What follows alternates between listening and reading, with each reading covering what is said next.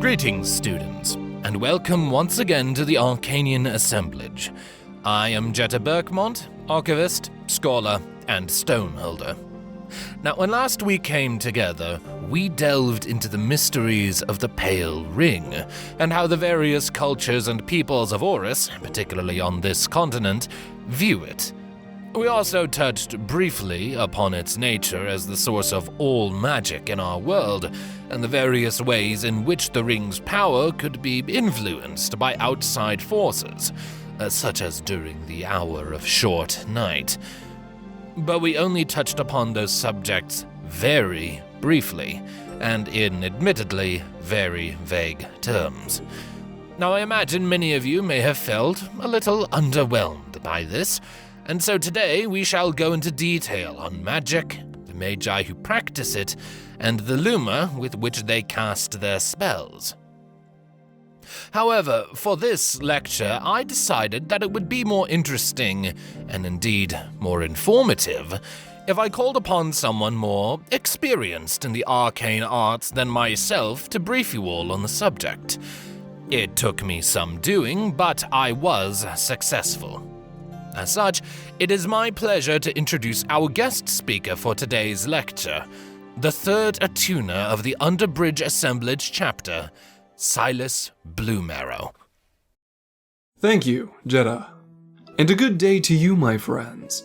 I am Silas Bluemarrow, the third attuner here in Underbridge, meaning that, of the three attuners who call this city their home, I am the youngest. It is a rare thing indeed for attuners to be called upon to provide lessons such as these, considering the numerous responsibilities we have both at home and in places abroad. Nevertheless, I had an open window of time, and I'm more than happy to share what I know. Within reason, of course. So, gather around, my friends, and let us delve into the nature of magic, starting first with the enigmatic light that allows living creatures to wield it. Luma. Now, if you all have attended Jetta's previous lectures, as I trust you all have, then you will know all about Luma, or the Luminescence, as it is the silvery light emitted by the shards of the Pale Ring. In the sky, it is bright enough that we can see and navigate the world on a cloudless night. But more than that, it is also the power source by which the various forms of Magi work their craft. Sadly, it is not known what sets ring stones apart from the other materials here on Aurus, or what it is that enables them to emit Luma, as no stone native to the surface has ever been discovered that can emit Luma. That much is certain. What is also certain are the immense benefits that come with being able to harness and use Luma to enact changes in the material world around us. Over the centuries, countless disciplines and schools of thought have emerged to observe the many ways in which we can use Luma. But they all fall under the same broad practice, the art of spellcasting. The act of spellcasting enables Magi to enact potent supernatural changes in the world around them. From superheating the air to manifest a ball of flames, to encouraging the body of an injured soldier to heal itself far swifter than it could ever do so on its own. From pulling the moisture out of the air to fill an empty glass, to sending the same water flowing in a powerful stream to knock down a barricade. Even encouraging plants to grow, or the opposite, draining their vitality to let them rot. Almost anything can be accomplished with magic, but there are limitations that under no circumstances should ever be broken. All who have tried to bend the rules of reality have failed, and these limitations form the backbone, the laws, if you will, of spellcraft. First and foremost, one must have a clear and unobstructed line of sight to the target of their spell. For a morbid example, one cannot stop the heart of a man in front of them with a simple spell, for they cannot see the heart. At least, they shouldn't. Secondly, the ring stone used to power a spell must have sufficient Luma within it to create the desired effects. All ring stones have a limit to their amount of power, the Luma it emits. That is decided almost entirely by the size of the stone. It scales proportionally. So, a small pebble of a ring stone will be able to do almost nothing when compared to an apple-sized stone, like the one Jetta has. Though it should be kept in mind that once this energy is expended, the stone will gradually replenish its reserves of Luma. But that is a process that can take a considerable amount of time, ranging from a few hours to even days in some scenarios. The third rule is that magic cannot violate the laws of reality. You cannot erase matter from existence, nor can you bring matter into existence from nothing. You can alter the shape of matter, you can alter its form, and you can manipulate it in countless ways, but the matter must already be in existence before you can manipulate it. For example, you will recall that I mentioned filling a glass with water just a moment ago. Well, if the air around you was devoid of moisture at the time you cast the spell, well, it would fail then, wouldn't it? Which brings us to the last rule, and the most important one for any Magi to understand. Luma obeys instruction, not intention. It does not matter how fervently you wish for the stone in your hand to do something. If you cannot tell it precisely what you want it to do in terms it will understand, it may very well be any other lump of mundane rock. It is for this reason that we Magi must invoke incantations. To understand incantations, it is best to think of them as instructions. When chanting or reciting an incantation, a Magi is telling the Luma what they want it to do. The end result of that instruction is a spell. But these instructions must be precise, clearly worded, and not open to interpretation.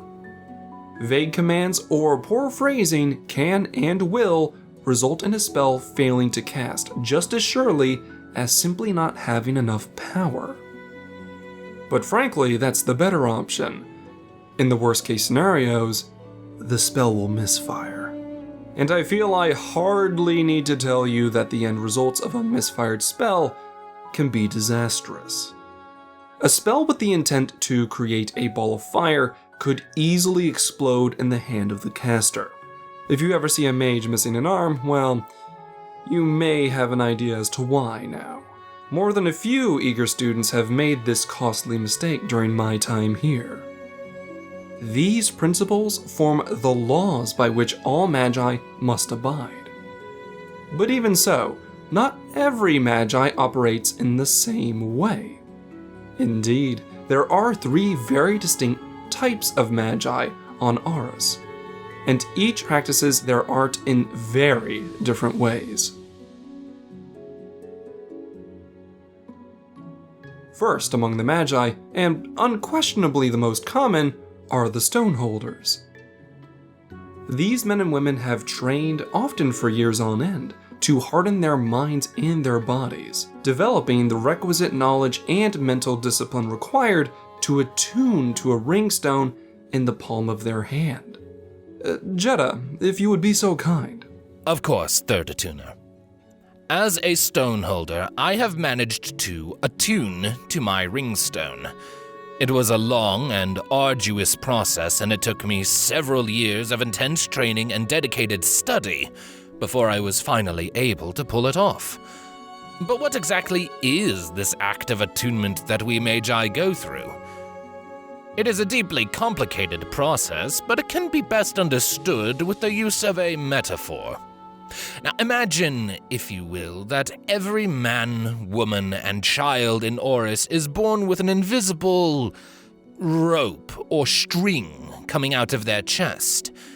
Now imagine that energy can run through this rope, not unlike how water flows through an irrigation ditch. The act of attuning to a ringstone can best be thought of as carefully tying this rope securely around a stone. If it is done successfully, then the Magi and their chosen stone are now tethered together. So long as that tether remains unbroken by distance or damage, then the Magi may tug on their rope, encouraging Luma to flow down from their ringstone and into their waiting hands, where they can then begin their incantations. That being said, the powers of a stoneholder are very limited due to the small scale of the stones we hold. As a trade-off, we are capable of acts of exceptional precision. Too true, but that is only one method of casting magic. Now, for the second amongst the Magi, we have the craftsmen of the arcane arts, the enchanters. Enchanters do not attune to ringstones themselves, nor do they cast spells with spoken incantations. Instead, they have discovered a means of taking ringstones and imbuing the Luma they emit into mundane objects and items, granting them powerful magical properties. This is a long and complicated process, and it must still obey the laws of magic we established earlier. In short, an enchanter will find a suitable ringstone for their needs, and with specialized tools, carve runes into the stone. These runes serve as the instructions for the enchantment. Think of it as a written incantation rather than a spoken one. As they carve these runes into the stone, they collect the resulting dust. Then, they carve matching runes onto the surface of the item they wish to enchant, and fill these engravings with the dust from the ringstone. When all is said and done, assuming it was done correctly, the runes provide instructions, and the ringstone provides Luma, meaning that the dust serves as the physical tether between the ringstone and the object. As such, so long as the ringstone remains close to the object it powers, and neither set of runes are broken, then in theory, the enchantment could last indefinitely. Third and final amongst the spellcasters is the highest master of all Magi, the attuners. We are, in many ways, very similar to stoneholders. We must abide by all of the same rules. We must attune to a ringstone to cast our spells. We must provide instructions to the Luma through spoken incantations. We cannot create or erase matter, and we must be able to clearly see what we are doing. But unlike a stoneholder, we do not need to have our ringstone in our possession to wield the powers it bestows, because what we have attuned to is the ring itself. That is to say, we have attuned to a piece of the ring that is yet to leave its home in the sky. Often, these pieces are far larger than any you would find on the ground, and as a consequence, the powers wielded by an attuner are many magnitudes greater than that of a stoneholder. But then that begs the question, how is it that one can attune to a ringstone so far away? Unfortunately, that is an answer I cannot give you. The rites of attunement are a carefully guarded secret, and only those deemed worthy are allowed to learn the process, much less undertake it. However, what I can tell you is that it is a monolithic achievement. A lifetime of study and preparation is required, and the complete dedication of oneself to the pursuit of magical mastery. I myself trained to be an attuner, but as is evidenced by the fact that I stand before you now as a mere stoneholder, I failed in that pursuit. I was deemed unworthy to attempt the rites. But do not think less of Jeddah for this. It is, indeed, an ordeal, but a worthwhile one for those with the aptitude, for attuners are the mightiest mages in the land. In times past, wars have been won and lost at the flick of an attuner's wrist. A Magi's power scales with their attuned ringstone, and so for us attuners, we have practical oceans of Luma to draw upon. But controlling how much Luma we conjure at any given time is not so simple. All too often, and all too easily, an attuner attempting to work a spell on a smaller scale, by sheer virtue of their power, will overdo it. A small spark to a candle could erupt into an inferno that burns down the house, or a gust of wind to turn a windmill would instead blast it down. It is for this reason that attuners are rarely called upon to use their magics unless the target is something massive, or the spell involved requires immense power. In most other scenarios, stoneholders are a more viable option, for as I said earlier, though we are weaker, we are precise. Indeed. But beyond that, with such tremendous power as we wield, there must also be a tremendous risk. For those of you who attended my previous lecture, you will recall that I mentioned the disaster at Thalgrim's Gift. That event is a perfect example of the risks Attuner Silas is speaking of. Yes, the disaster that took place at the end of our 4-year period of the coldest winters we have ever seen. For nearly a decade, entire harvests withered and died in the fields. Men, women, and children froze to death in their own homes. Travel ground to a halt, and with that, almost all forms of trade. Supplies dwindled, the economy collapsed, and countless people suffered. And all the while, as the masses begged for aid, the king of the time, Marcellus Andalo, sat high on his throne, hoarding what supplies were left for himself and his sycophants. Naturally, this did not go over well with the population, and it all eventually reached a boiling point. Amid flurries of snow, the civilian masses would rally into a frenzied riot. Though who orchestrated the riot, if anyone, is unknown. All the same, the civilians marched upon the royal palace in the heart of the city, ready and eager to take back what they believed to be theirs. Even large swaths of the city watch joined them, for they too had been made to suffer because of the king's greed and gluttony. As expected, the coward became desperate to save himself, and Marcellus commanded the first attuner of the city, Carvos, to use his magic to disperse the crowds. Carvos did as he was instructed, but he did so reluctantly.